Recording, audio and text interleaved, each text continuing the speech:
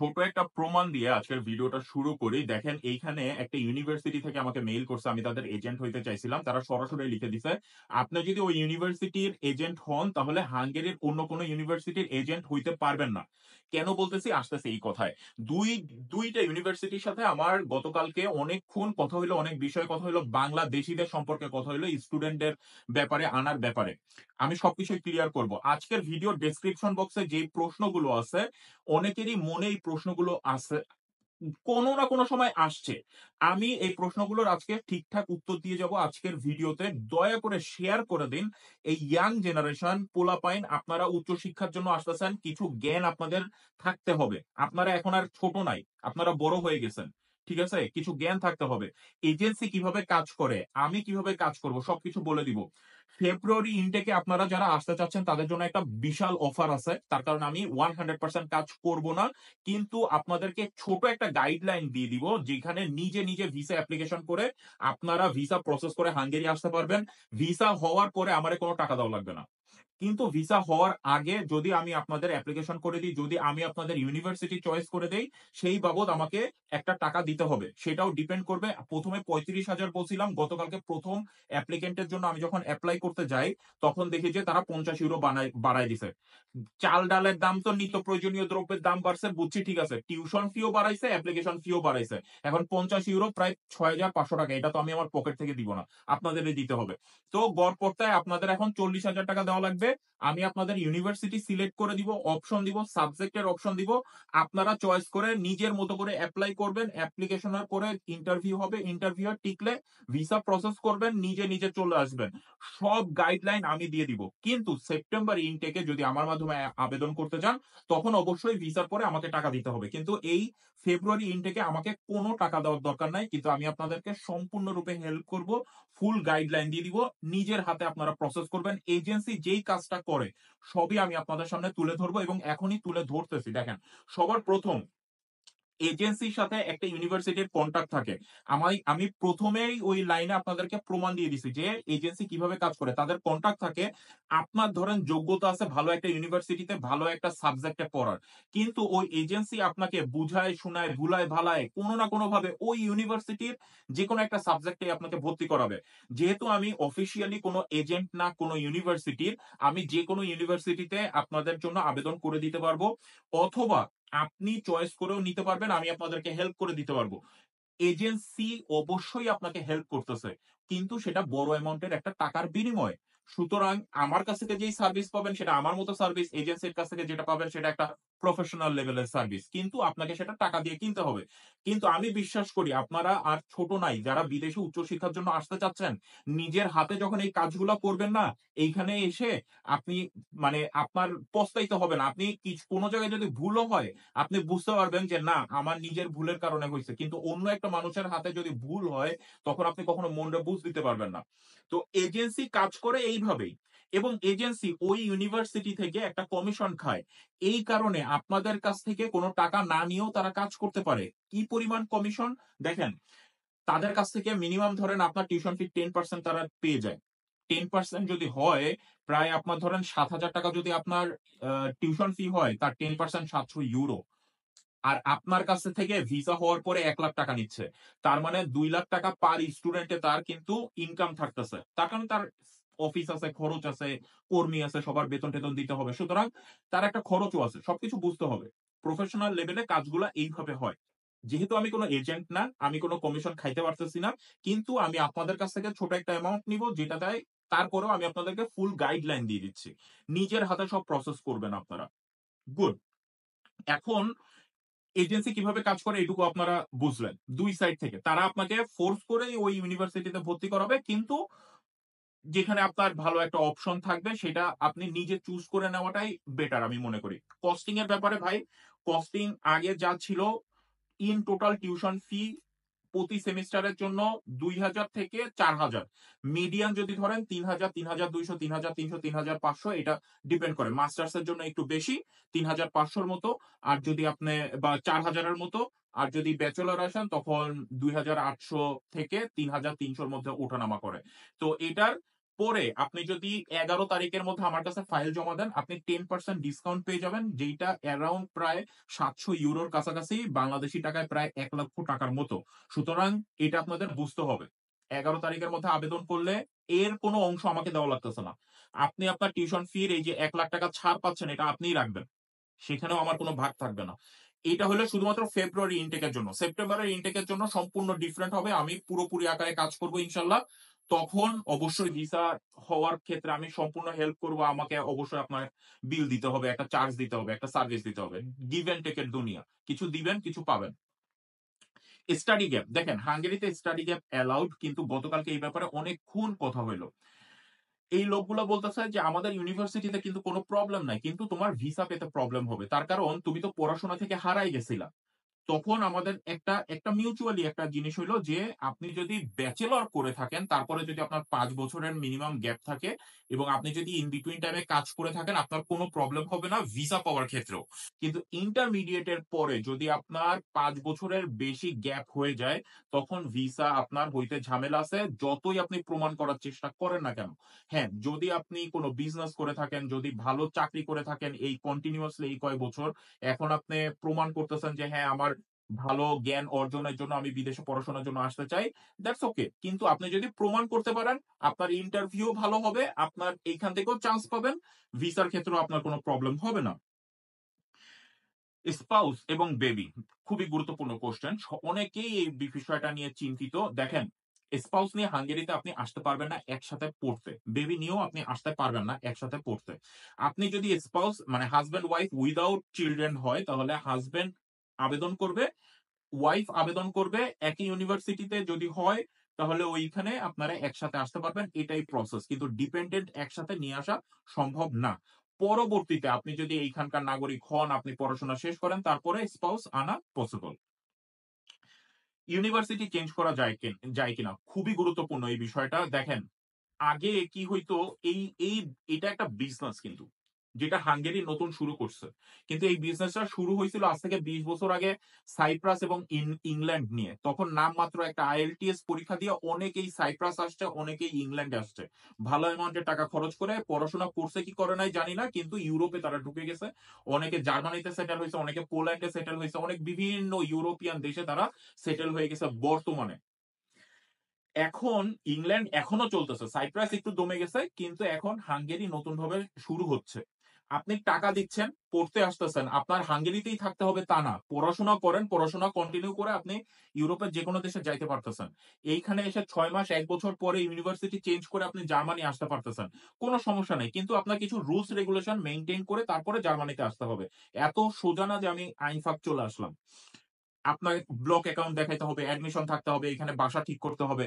সেই ব্যাপারেও আসতেছি, সেটা ভবিষ্যতে হয়তো আমিও আপনাদেরকে ছোটখাটো কিছু সাপোর্ট দিতে পারবো, যেহেতু আমি জার্মানিতে আছি।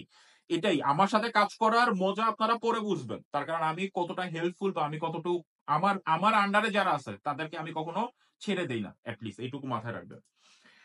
টাইম, ভিসা প্রসেসের ক্ষেত্রে আপনার টাইম কতটুকু লাগতে পারে দেখেন, মিনিমাম আপনার 4 থেকে 5 মাস লাগবেই, 6 মাস বেস্ট।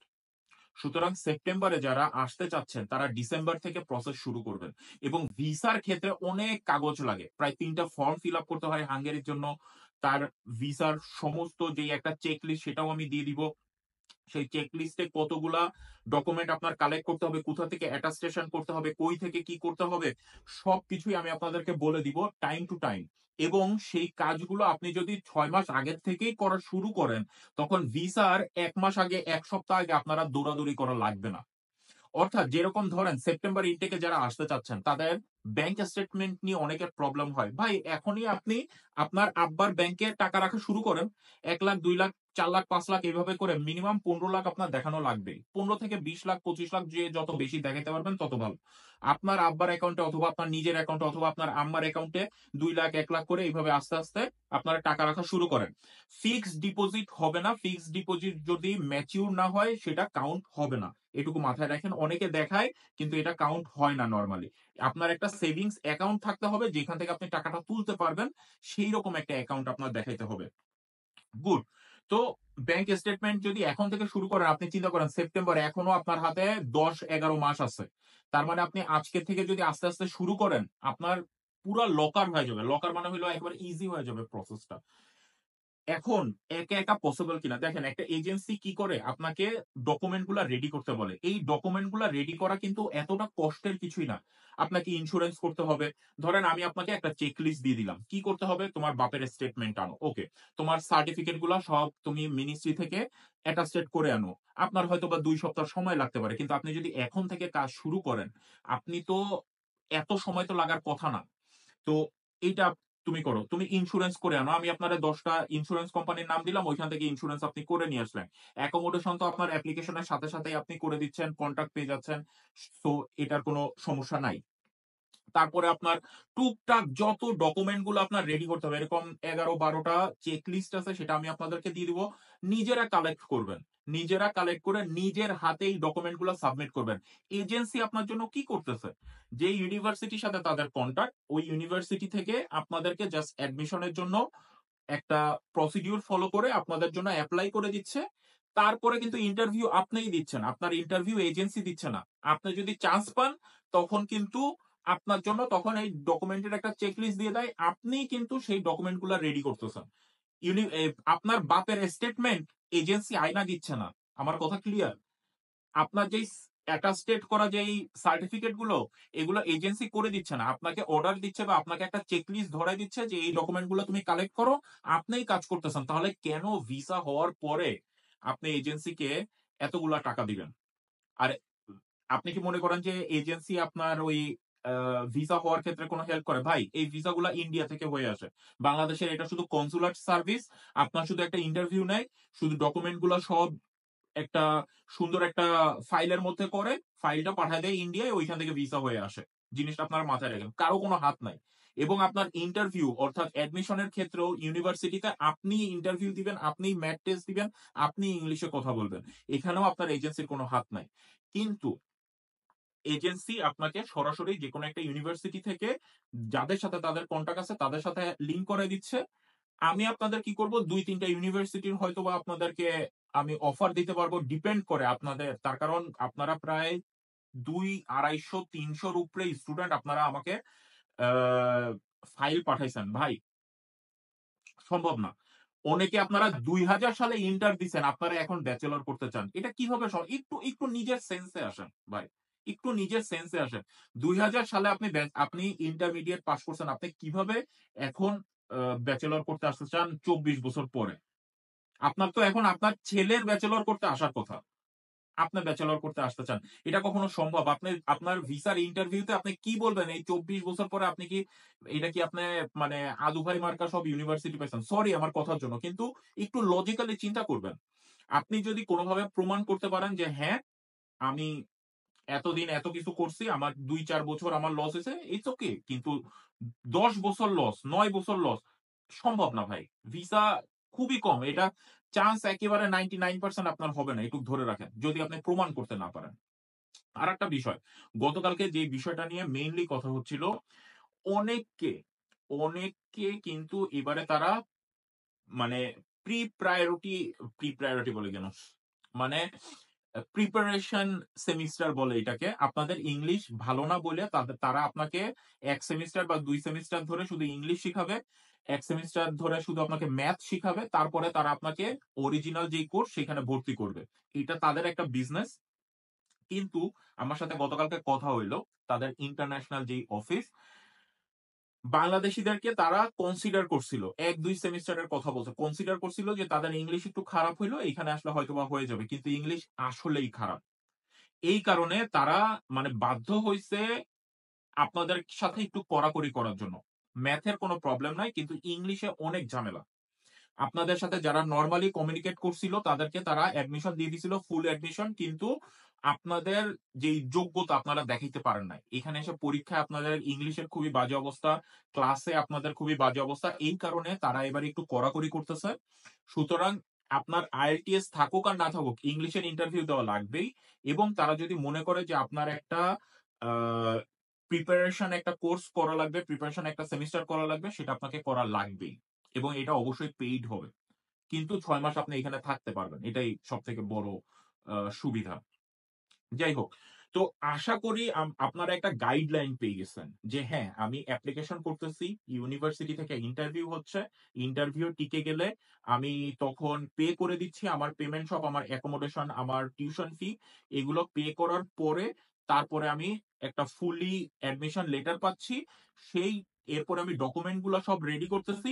তারপর আমি ভিসার অ্যাপয়েন্টমেন্ট নিয়ে ভিসার জন্য দাঁড়াচ্ছি। ভিসা যদি আমার হয় তখন আমি হাঙ্গেরি চলে আসতেছি টিকিট কাইটা। টোটাল কস্টিং আমি আপনাদেরকে ১৩-১৪ লাখ একটা অ্যামাউন্ট, একটা এভারেজ আমি দেখাই দিছিলাম। কিন্তু এটা অনেকের হয়তোবা ১০ লাখেও হয়ে যেতে পারে। অনেকের এটা ১৪-১৫ লাখ ছাড়া যেতে পারে। এটা অনেক কিছু অনেক জিনিসের উপরে ডিপেন্ড করে। অ্যাকোমোডেশন, ভালো জায়গায় থাকতেছেন, খারাপ জায়গায় থাকতেছেন, কোন সাবজেক্টে পড়তেছেন। কারো টিউশন ফি €২,৮০০ পার সেমিস্টার, কারো টিউশন ফি €৪,০০০ পার সেমিস্টার। সুতরাং অনেক কিছু ডিপেন্ড করে। আপনারা জাস্ট দেখেন ১১ তারিখের মধ্যে আমার কাছে যদি ফাইল পাঠাইতে চান, ফাইল পাঠান। আমি এর মধ্যে যাচাই বাছাই করে হয়তোবা ১০ তারিখ থেকে আমি রিপ্লাই দেওয়া শুরু করব। ভাস্ট আকারে নিব না। সবকিছুর মধ্যে থেকে হয়তোবা ২০ টা বা ৩০ টা স্টুডেন্ট আমি সিলেক্ট করব। তাদের জন্য আমি আবেদন করে দিব। আপনাদের আবেদনের জন্য আমাকে সর্বপ্রথম ৳৪০,০০০ দিতে হবে। এটা হলো অ্যাপ্লিকেশন ফি বাবদ, প্লাস হলো আমি আপনাদের পিছনে একটা সার্ভিস দিচ্ছি সেই বাবদ। ভিসা হওয়ার পরে আপনার কোন টাকা দেওয়া লাগবে না। ভিসার ক্ষেত্রে আমাদের যেহেতু কোনো এজেন্সি নাই, ভিসার ক্ষেত্রে আমি আপনাকে ফুল গাইডলাইন দিয়ে দিব। এই ডকুমেন্ট নিয়ে এইখান থেকে আপনি এই করেন। সেই জিনিসগুলো আপনি ফলো করে নিজের হাতে আপনার প্রসেস আপনি করবেন। ভিসা হওয়ার পরে কোনো টাকা নাই। যদি সবকিছু আমার কথা পাই টু পাই আপনারা ফলো করেন, আমি তো নিজে প্রসেস করে আসছি। আমি জার্মানি এখন থাকতেছি না। যদি ফলো করেন ইনশাআল্লাহ আপনিও হাঙ্গেরিতে থাকবেন। যেহেতু আমার শ্বশুরবাড়ি যখন আমি রোমানিয়াতে যাই, বুদাপেস্ট হয়ে যাই বা হাঙ্গেরির উপর দিয়া যাই, তো কোনো না কোনো সময় আপনাদের সাথে দেখা হবে ইনশাআল্লাহ। ভালো থাকবেন সবাই। দোয়া করবেন আমার জন্য। ভিডিও অনেক বড় হয়ে গেছে। মাফ করবেন কোনো ভুল ত্রুটি হইলে। কোনো কিছু জানার থাকলে কমেন্ট বক্সে জানান। আমি অ্যান্সার দেওয়ার চেষ্টা করব। আল্লাহ হাফেজ। আসসালামু আলাইকুম।